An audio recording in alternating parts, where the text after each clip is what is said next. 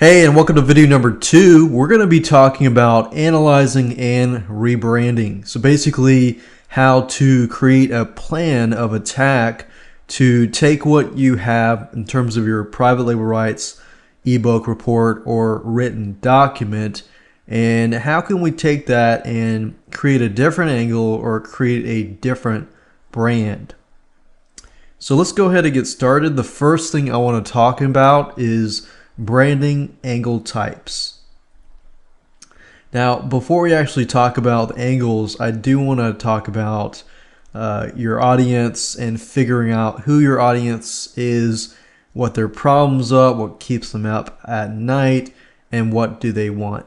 If you can understand your audience better, and this is often where people make the biggest mistake, is they create a product and then they forget totally about the audience and then they try to market to the audience.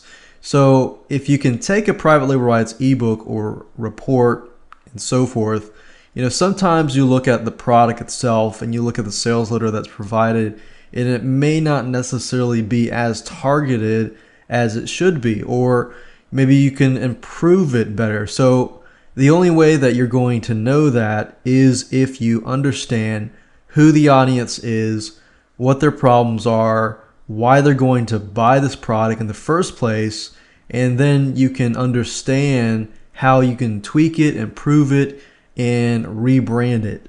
And I'm going to be talking about different strategies that you can use in terms of branding. So what do they want in terms of this content?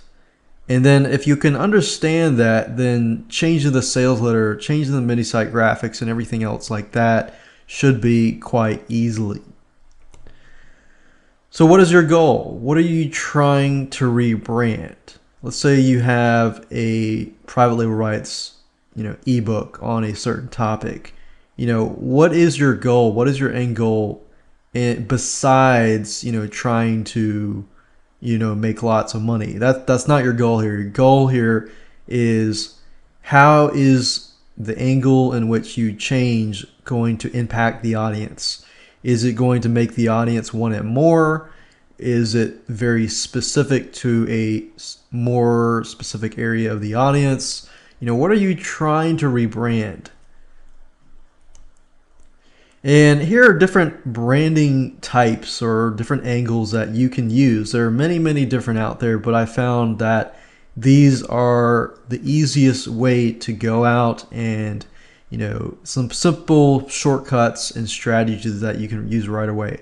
The first thing is to create an umbrella brand that includes many products. And if you do this, then you'll only need one mini site graphic. Now, what do I mean by that? By umbrella brand that includes many products. Let's say you have, you find a bunch of private label rights ebooks and reports that talk about the topic on cats. People love cats, and there are reasons why people buy cat books and so forth. And an umbrella brand is, let's say we create a brand called catnip or something. Then you would basically, or how to train a cat, or how to help a cat go to the litter box, and how to train a cat and stuff like that. You would basically create a brand, one brand, and then continually find products that fit under that brand and sell it under that one membership site, one mini site. And this way, when you get brand new products, you don't really have to worry about, creating a different mini site graphic or e-cover graphic for every single one of it. It all falls under one brand. And this is a great way if you want to save some time, save some money, you can do this. The other angle type is, of course, what you can do if you don't have a lot of products that fall into one specific niche. Now, creating a different brand for each different product. So if you take this route, then you will need to have different graphics for each of the different product. So it takes a little more work. However, you'll be able to target many different niches. And another angle type is to convert the product into a different format. And how do you go about that? Well, let's say you receive an ebook or report and you put it under a different brand and you make it into a podcast or something, or a bunch of audio files. You're changing the different format, but you're also branding it. You could brand it as the daily podcast, or if it's an ebook and it's a system, you could turn it into a software and create a brand under software under brands. Or you could convert the ebook to a video, and you can create a bunch of videos, like video membership site about that specific brand. So these are just some of the ideas that you can go ahead and use if you want to. The next thing you want to do is analyze what you have. So we're actually moving away from the angle and going towards looking at what you have. The basic things that you want to have, and if you're not, you want to perhaps create them, are as follows. So we have the product, which is the ebook, report, any rewritable document. It doesn't have to necessarily be an ebook or report. It can be anything rewritable or a document.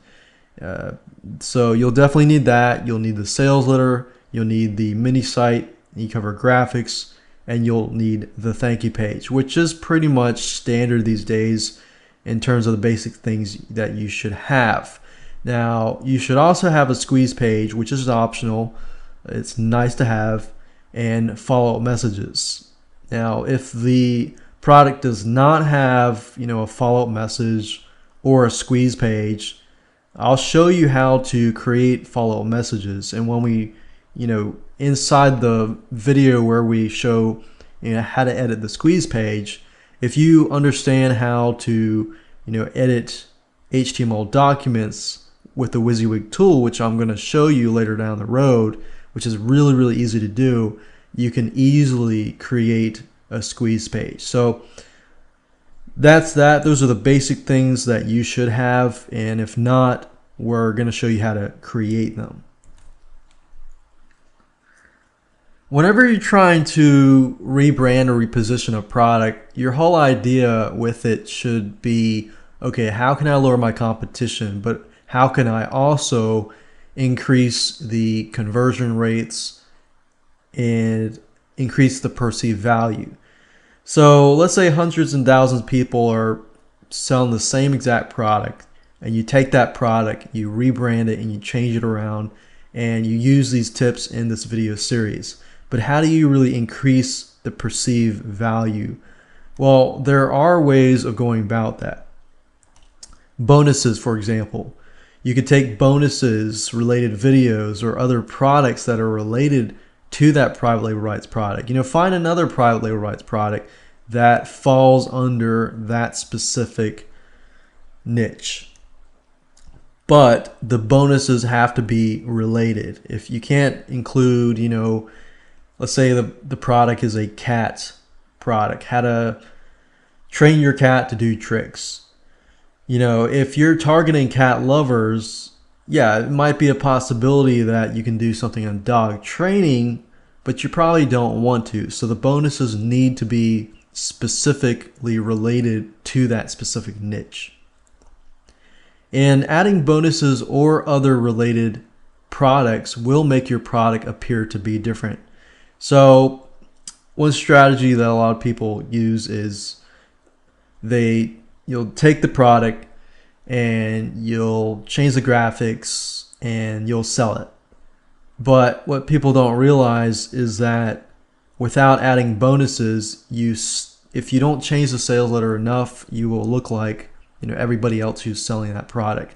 So you can definitely stand out and be ahead of all those people simply by adding bonuses. Now the bonuses have to relate to each other and relate to the initial product. So those are just some ways that you can use to increase the perceived value and definitely keep one step ahead. Now let's talk about rebranding your title. If you take the avenue of rebranding, putting it under an umbrella, you're going to need a title. Now, we're going to talk about changing the title and subtitle, and I'm going to give you some examples later on, but basically you'll want to change the title and the subtitle. You want to use in the title a keyword phrase that relates directly to the problem that you're trying to solve. So you know how I talked about audience and how it's important to understand your audience and this and that? Well, understanding them will help you, do your keyword research and so forth, so that you can understand, what kind of keyword phrases to use in your title and so forth that will directly and specifically target their problems, needs, and so forth.